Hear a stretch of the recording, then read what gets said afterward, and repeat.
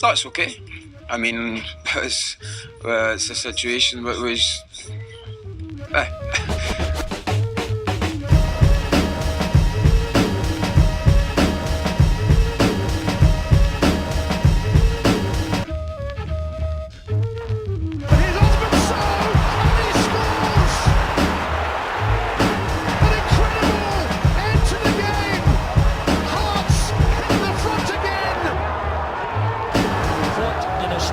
Response. The Heart supporters felt as though their team had given up. Pre-season trucks on. It's more pre-season. They tell us it's competitive, but is it? Is it, Robert Borthwick? I mean, we're getting points for it, so it's like a fun pre-season. It's a pre-season with prizes. Yeah. It's like the Nations League, but for clubs. Huzzah! Yay! Now, there is obviously a huge development in the game that we just sat through. Sat through is the only way to describe the way we experienced that. Yeah.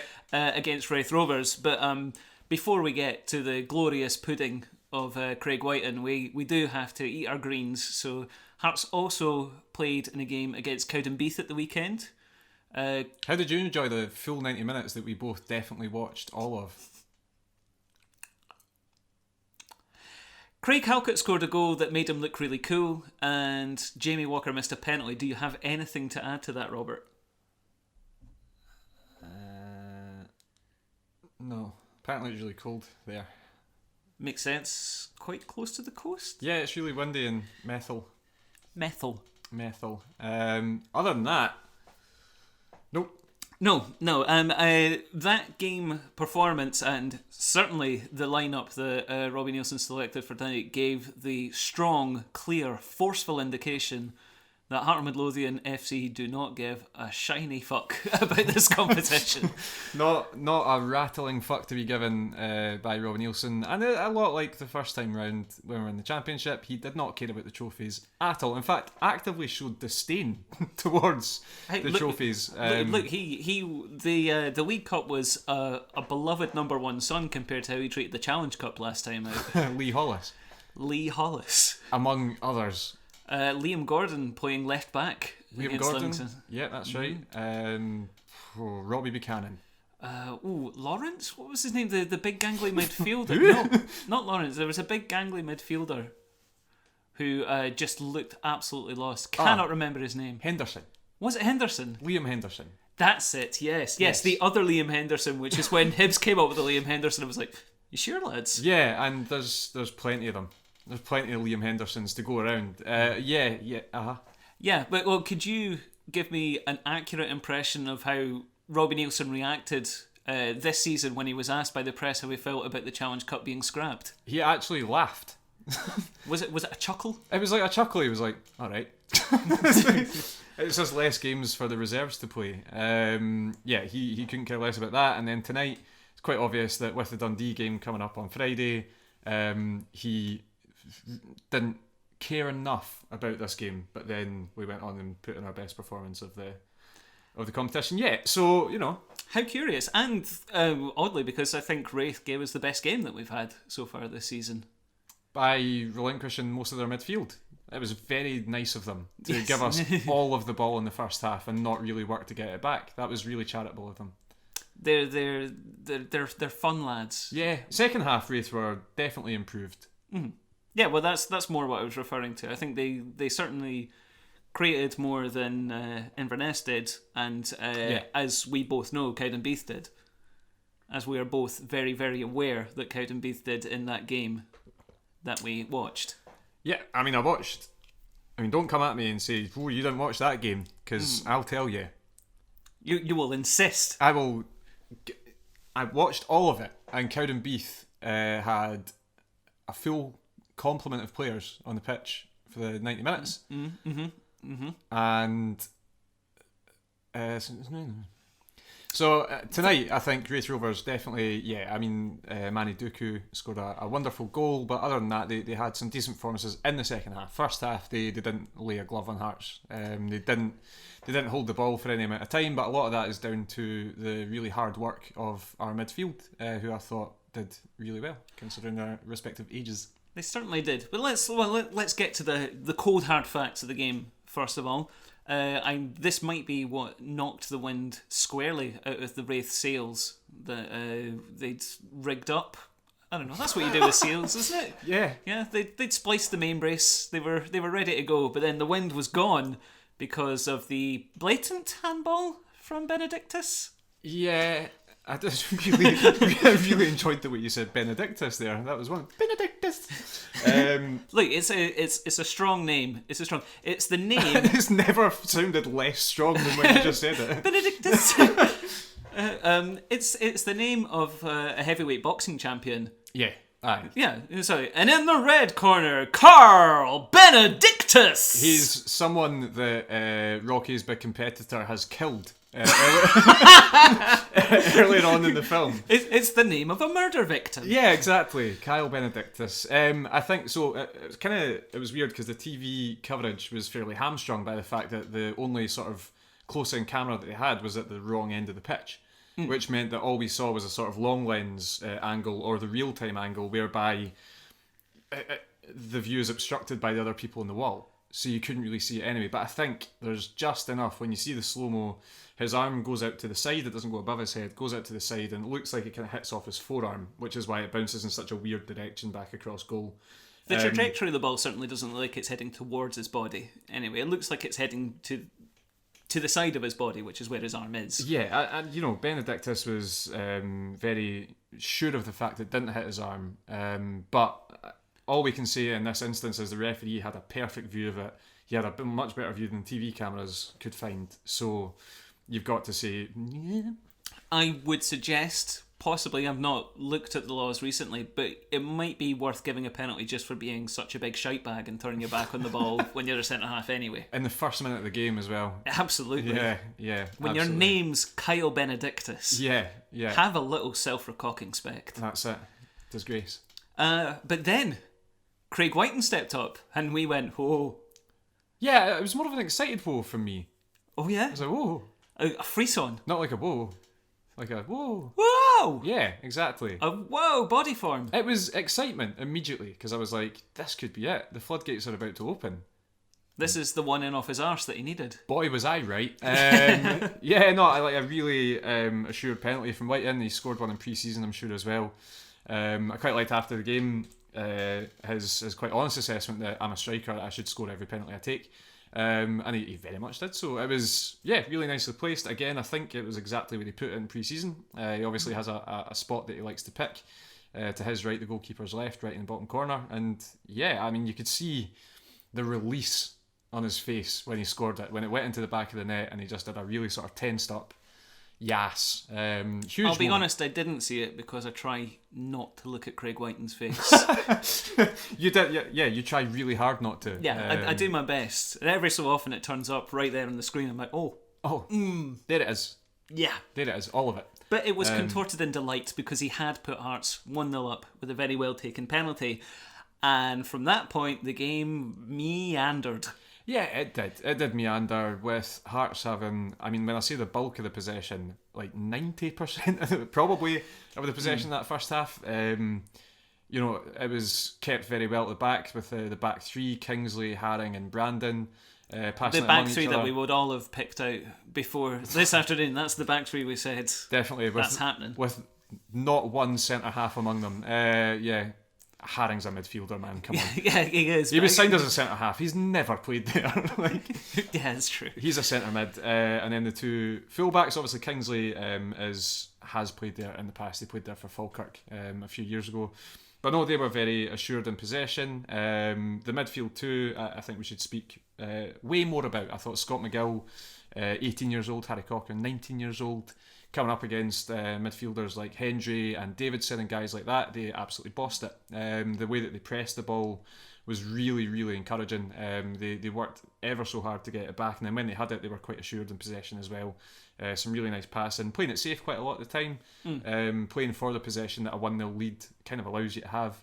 But no, I thought the two of them were excellent, and we've been crying out for Cochrane to come back in and show us what he showed us 3 years ago, and hopefully he can push on and do that now. He had a lot of injury issues because he grew quite rapidly at the age of 16, which meant his calves, his thighs were under a lot of pressure. He was still training full time. Didn't help his cause, but he's come back in, and yeah, he looked really assured. So that was great to see.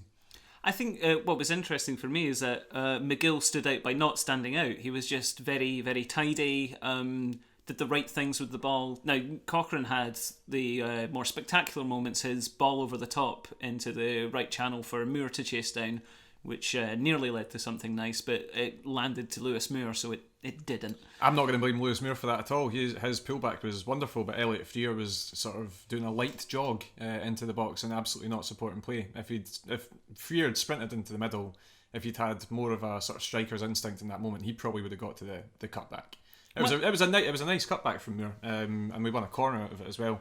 So yeah, I will no. Okay, fair. But the general point is that Cochrane maybe did more spectacular things, but McGill just a good continuity player. I enjoyed it. Absolutely. And they both won tackles as well, which is nice to see from young midfielders who are maybe more known for their ball playing ability. Cochrane won a couple of really nice 50-50s. McGill was just picking the pockets of quite a lot of Rovers players as well. So no, I mean, both of them did themselves no harm whatsoever. Shows the depth we've got there. That was a championship team we were playing. And they went into that and dominated it for the 45 minutes. So yeah, great stuff. And then a second goal came, which we were all fully within the run of play. We were absolutely expecting it to happen.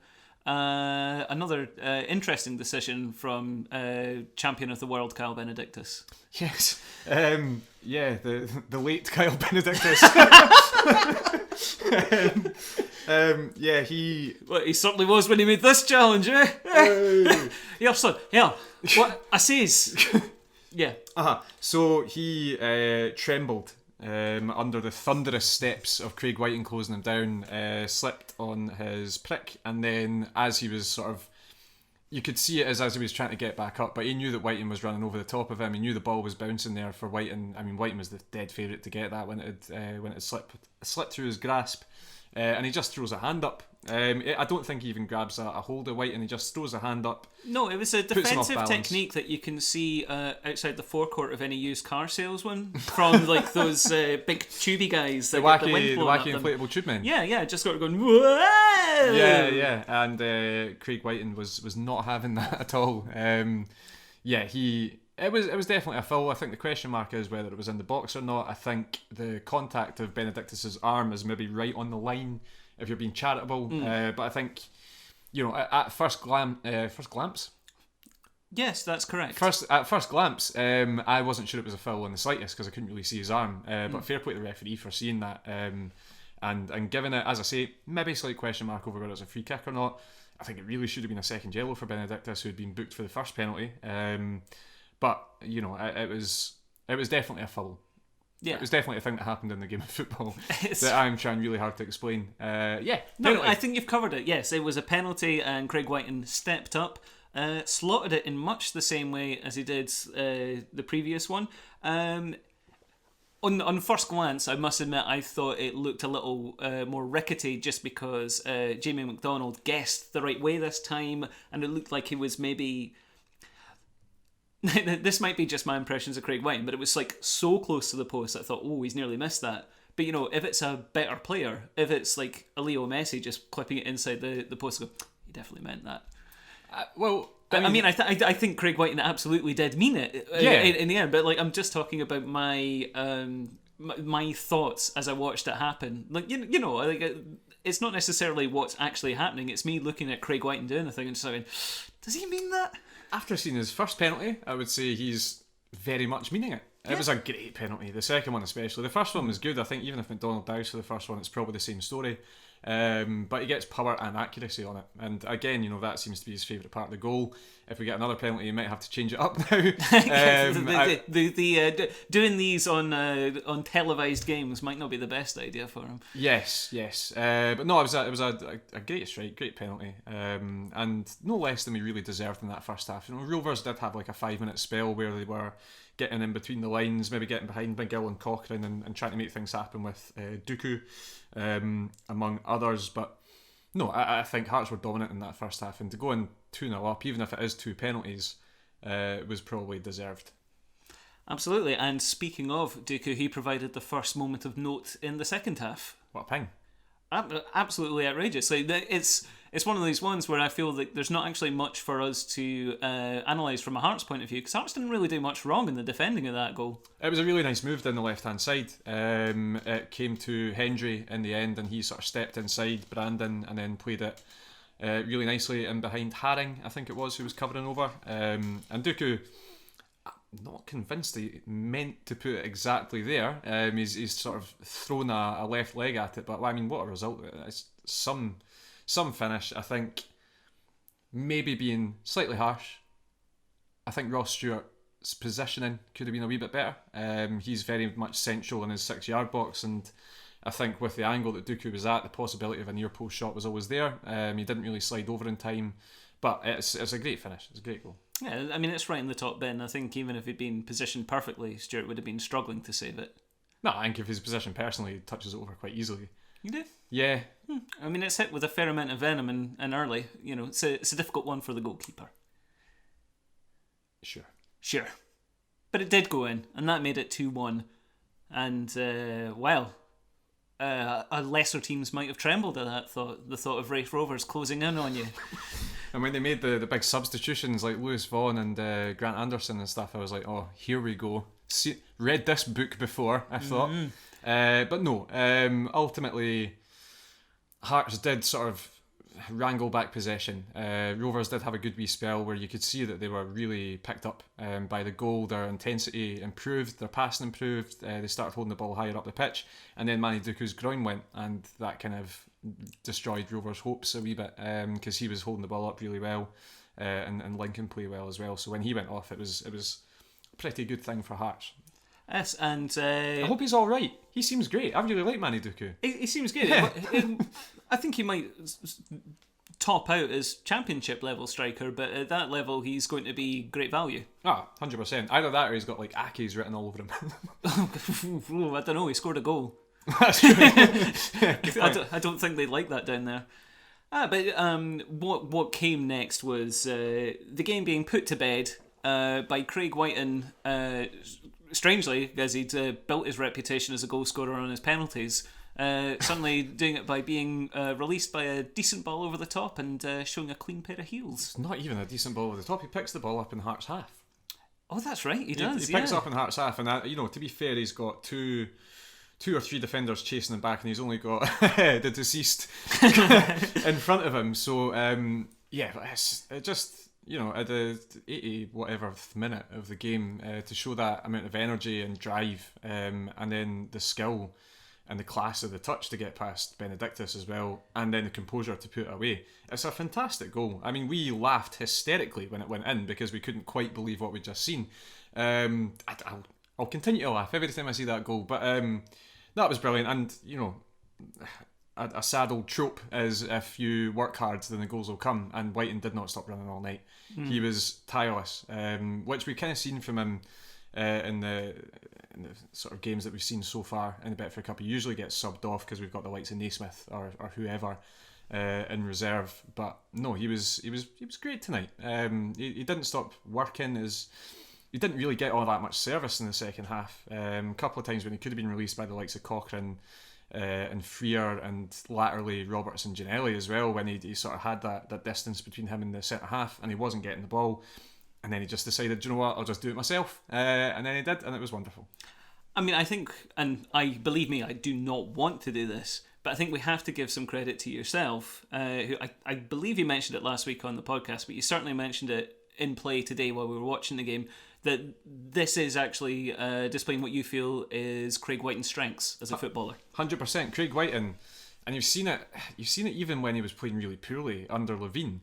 When he squares a man up one-on-one, he'll go past him. Mm-hmm. He's got the close control and that little touch, that little bit of skill to nutmeg a guy or to turn back inside him. And you even saw it in the game before his goal in the first half. He was right tight down by the corner flag, and somehow, I don't know how, megged his man and got round the other side, won a corner. He did exactly the same against Inverness in pre-season against Partick Thistle. He did it again. So yeah, that is where he's at his best. I think, speaking to my good friend Gary Cocker, who's a big Dundee fan, huge Craig Wighton fan generally, because Craig Wighton relegated Dundee United at Dens. He always said, he's always had the ability. He's never had the build for a start, and he's now got that. Boy, does he have that. But he's also never had a consistent position. He's never been played in the same place and given a run at it. And I think that, Dick Campbell and Arbroath gave him that opportunity at the tail end of last season, playing him as the centre forward in their team. Robbie Nielsen's come in and from minute one said, "You're a centre forward, you're not playing anywhere else. That is your position." And I think that's going to get the best out of him, because now he can just focus on what he should be doing week in, week out, which is at least threatening to score goals. And then the goals will come naturally after that. And he's certainly done that since he's come back in, pre-season and in the Betfred Cup games. I'm absolutely delighted for him, because he's definitely got ability. He could just never string it together before now. It is only Raith Rovers, but the confidence that he'll get from scoring a hat-trick, including a great goal that wasn't a penalty at the end of it, scoring from open play, is absolutely massive. And he will be second choice to Liam Boyce. There's absolutely no doubt about it. But we now have, or seem to have, a second choice striker who we know can come in and at least affect games. Even if that's setting up the guys like Naismith or Walker or Ginnelly, whoever, we know that we've got someone who can play centre forward and do it with a certain degree of skill. Yeah, I mean, my only concern would be that he would appear to, if we are to play him as a centre forward, not that we're going to be relying on him, but if that is his position, then it looks like in order for him to get goals, the passes into him are going to have to be very specific. They're going to have to be low diagonals from the wings, or perfectly flighted balls from midfield, or perhaps not that perfectly flighted, as we saw from the one that led to the third goal today.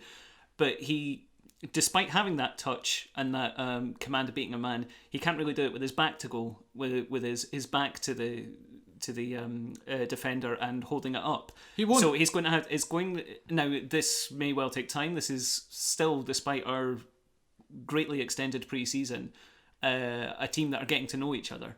So that may well come. Yeah. But it does lead me on to probably the only real negative point from the game today, which was the performance of the wingers. Now, granted, they weren't the first choice wingers, but Henderson, Moore and Freer, who was playing centrally, didn't really do it. No, not really. Lewis Moore had...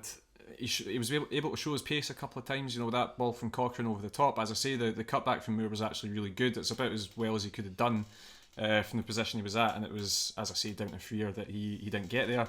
Ewan Henderson had a really good chance at the end of the first half, really similar to his chance against Cali Thistle. And it's a shame you'd never really have full confidence that he's going to slot it away when he gets into that position. And again, he beat the goalkeeper this time, but the defender covered and cleared it away. Other than that, neither of them really offered anything going forward. A lot of our work, to be fair, did go through centrally, with the likes of Cochrane and McGill sort of finding Craig Wighton to feet. But you mentioned about Wighton not being able to do it back to goal. He can still hold it up. He's not going to change games with his back to goal, but he needs the players around about him that will basically aid and assist him in doing that. He's a bit of a Stephen McLean when he's back to goal. He'll hold it and he'll just stand there and wait. He's got the build now, but he had absolutely no one supporting him. So it's a shame because under Stendhal, Henderson and Moore certainly did come onto a game, which is why they got their new contracts. They could work the system that Stendhal played, which was they high had intensity. Such specific roles within the Stendhal, like just to stay high and wide. Like they didn't even necessarily get involved in play all that much. It was just to keep the defence honest, to be aware that there were men in those positions. 100%, and I think with Ewan Henderson, you've got someone who can play football as well. He's got a low centre of gravity. He can go past players. It just didn't really happen for him today. I'm not sure if playing off the left is his best position. I think playing centrally maybe suits him a lot better, but he's not going to get a sniff at playing centrally in that Hearts team.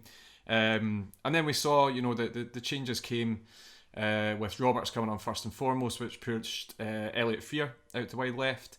He put in one fantastic delivery, which is really his bread and butter. That's what he's known for, is one step past the man and then in the same movement swinging a ball into the middle. It was a great ball, and I think if you had more of a target man in the middle rather than Jordan Roberts, then it might have actually come to something. It really was a great ball in. Otherwise, Freer playing centrally wasn't very good. He just wasn't very good. He wasn't finding passes. He wasn't getting any real penetration past the defenders. He was just kind of a body. But that's very much not his position, so he should caveat with that. And then Roberts is really negative for a winger. See when he's played through the middle before, he really works hard and he presses the back line and he tries to get in behind. When he plays on the left, he's up 1-on-1 against the right back, and he just never looks even remotely like he's going to try and take it past him. He always looks inside, or he looks backwards. And I find that it's so weird. It's sort of the exact opposite of Josh Ginnelly.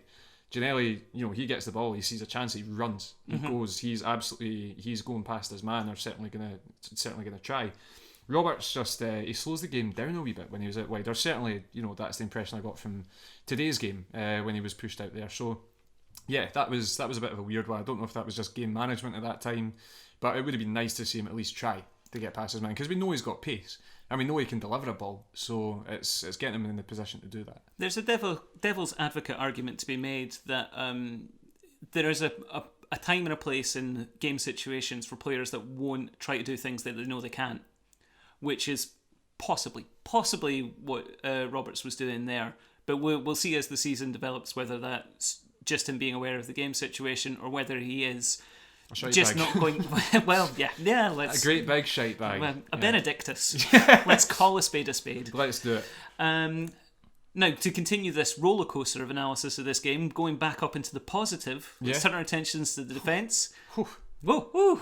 Where's it going next? Wow! It's going to Peter Haring playing 90 minutes. Yeah, he looks really slow now. He does not look confident that his body's going to pull off the things that he wants them to do. But not quite yet. He's still, apart from one fairly quick pass to him, was it from Stewart? When we were playing out from the back, and he kind of got caught a little bit by his man. He didn't look uncomfortable for this level. No, he didn't. And I think it's very well documented that Nielsen and Haring himself have said he won't reach full fitness until about Christmas. That's when he should be, all the minutes in the belt, all the training that'll allow him to really be the Peter Haring that we know and love. And it's great to see him play 90 minutes and come through unscathed. He said himself he was fucking knackered at the end of it, which is kind of understandable. But no, it's great to see him back, and he wasn't really troubled all that much by Raith Rovers, in all honesty. I think Lewis Vaughan gave him a couple of issues when he came on, just because he's a good player, he's got good feet, and he was up against a very tired, previously very injured Austrian man. So, that aside, it was great to see him. But the star of the back line was Kingsley. Absolutely. Looked very calm and assured, both left-sided centre-back and left-back. And if we can keep a hold of him, looks like a player that will easily make the step up to the Premiership next season. Oh, I don't think that's in doubt in the slightest. I think, seeing what he was like at Falkirk, and then also going down, playing in Championship and Premiership with Swansea, Championship time for Hull City as well. He's a Scottish Premiership standard player. I think we kind of knew that before he signed, but actually seeing him slot into the team, his first start for us, and just absolutely flawless, really. He did nothing wrong in that game. I think he was our best player. Having said that, Craig Wighton did score a hat-trick, but yes. Kingsley... In the general flow of the game. Yes. But no, just so calm on the ball. Never looked flustered whatsoever. If he needed to take an extra touch or go backwards, he did. He never made the wrong decision. He quite often found Cochrane or McGill, and if they weren't there to be found, he was fucking telling them to come and be found. So, it's great to see that we've got a left-back / centre-half that can come in and just naturally slot into any sort of formation that we want to play. He was great. I'm really, really happy with him. Great. And one final dip in the analysis. Oh God! I would contend we're triple dipping. I would contend, and I would enjoin the listeners to write in if they agree or disagree. I think this might be the ugliest starting 11 that Hearts have fielded in a long, long time. There's not a huge amount of lookers in that starting lineup. Stephen Kingsley and Peter Haring, handsome men, I would say. No, Haring not conventionally handsome, not carries conventionally. himself. Yeah. Kingsley is a solid 7. He's doing what he can with what he's got. Yeah. But he's not a Craig Gordon. That's what we're saying. Who the fuck is? Well, Craig Gordon. Pay attention to what I'm saying. Who else? But I mean, look, we don't want to kick these guys where they're down, but Wighton, yeah, White, yeah, Brandon, yeah. Eddie White looks like a pigeon.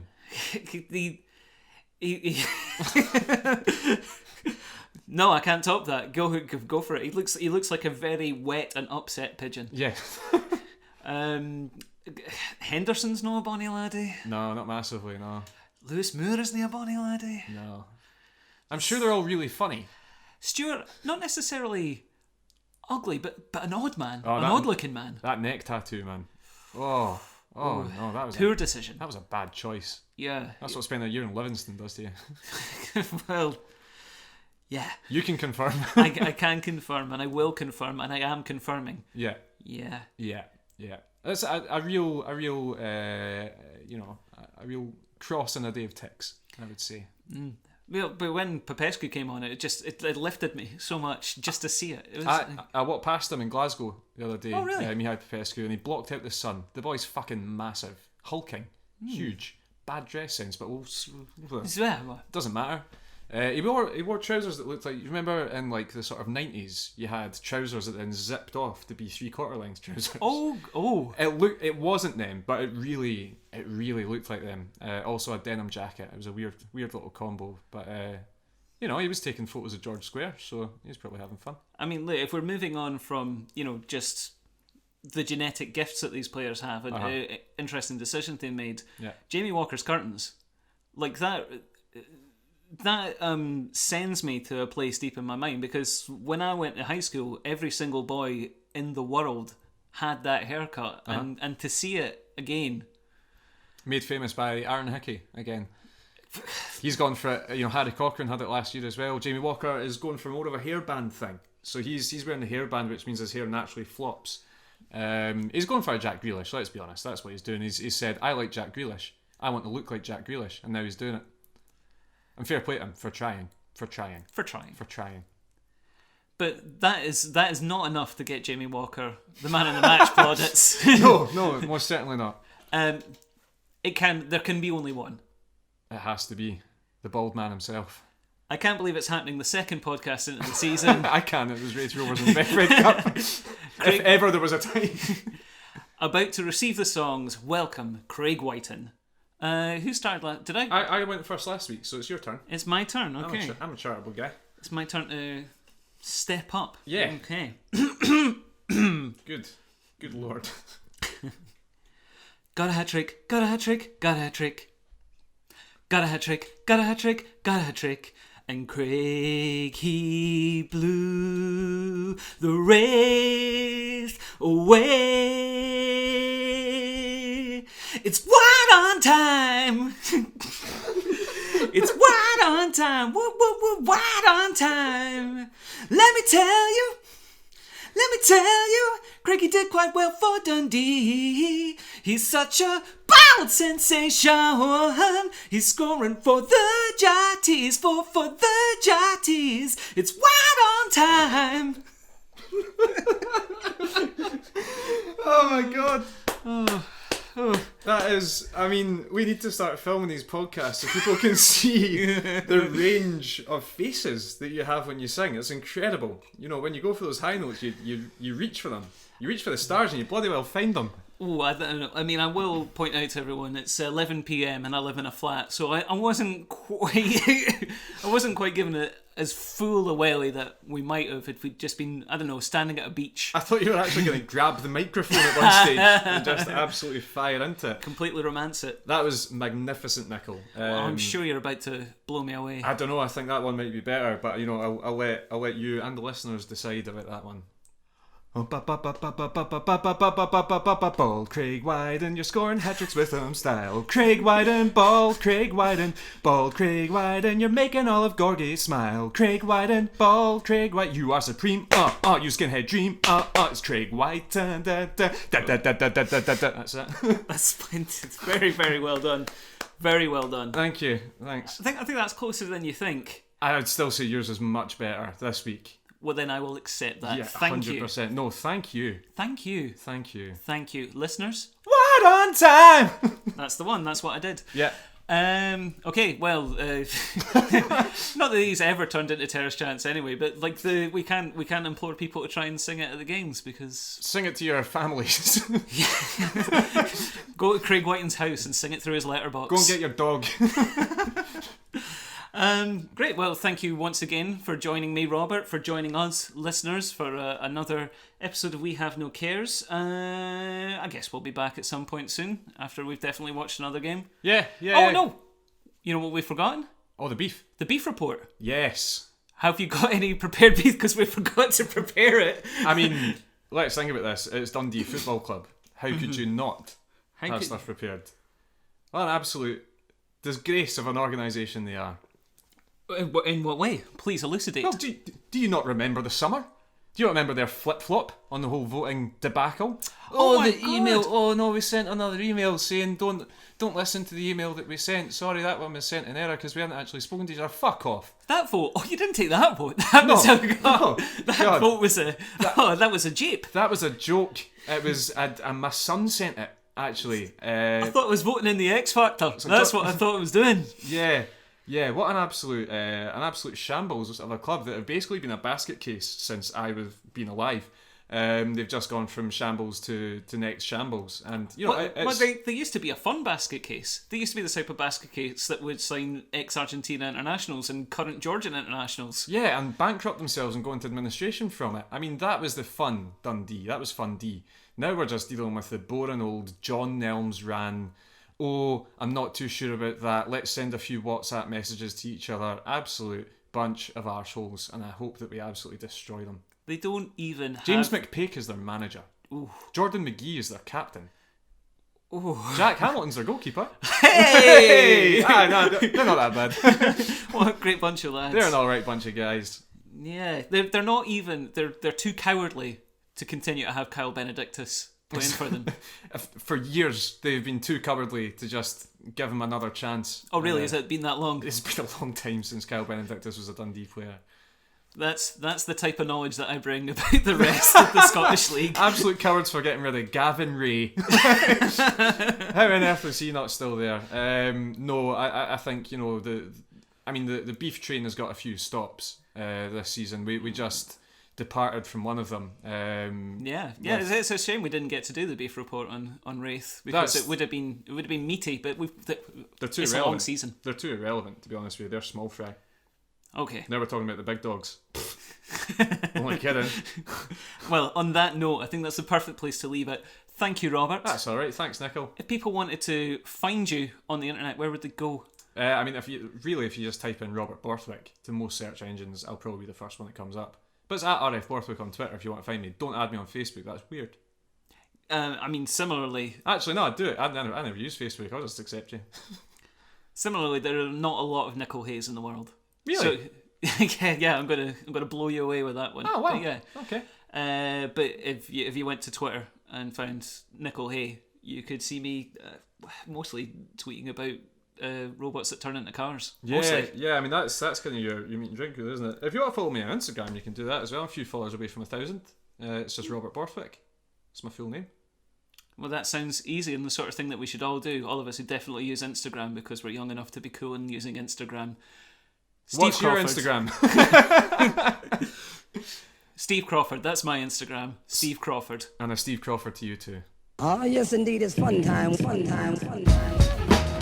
Flanke von Hemmel. Achtung, die Schotten im Strafraum, den 2:1 führen. Was für ein Weihnachtsgeschenk. Robbie Nilsson.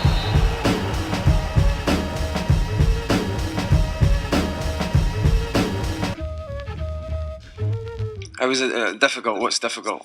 We just got to beat them again, don't we? Yeah,